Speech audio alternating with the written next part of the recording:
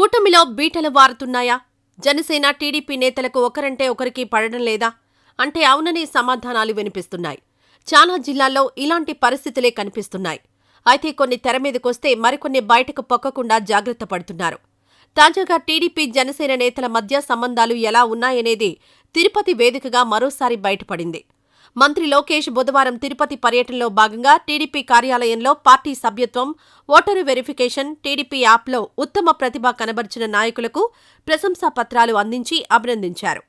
ఈ సందర్భంగా టీడీపీ నాయకులు, జనసేన ఎమ్మెల్యే ఆరణి శ్రీనివాసులు ఆ పార్టీ నాయకులపై ఫిర్యాదు చేసినట్టు సమాచారం. 31వ వార్డుకు చెందిన తలారి బాలయ్య, స్థానిక జనసేన ఎమ్మెల్యే ఆరణి శ్రీనివాసులు జనసేన నేతల తీరుపై ఫిర్యాదు చేసినట్టు తెలుస్తోంది. కాంట్రాక్టుల కోసం స్థానిక ఎమ్మెల్యే, జనసేన ముఖ్య నాయకుల వద్దకు వెళితే పార్టీలో చేరితేనే పనులు ఇప్పిస్తామని చెబుతున్నారని ఫిర్యాదు చేశారు.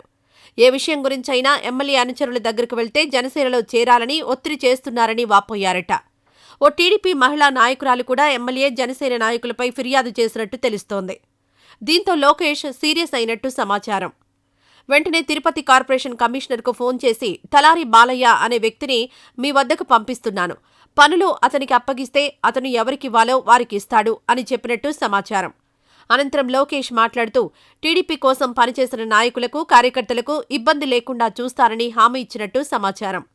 అంతేకాకుండా జనసేన నేతలు కలిసి వస్తే వారితో నడవండి, లేదంటే వదిలేయండి అని స్పష్టం చేసినట్టు సమాచారం.